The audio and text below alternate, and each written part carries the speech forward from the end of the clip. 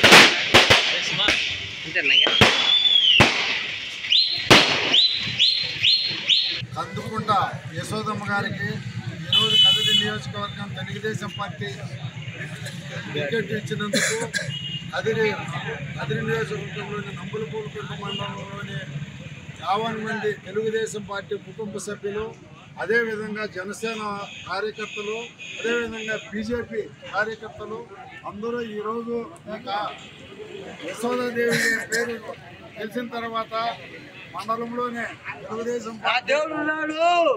యువకులు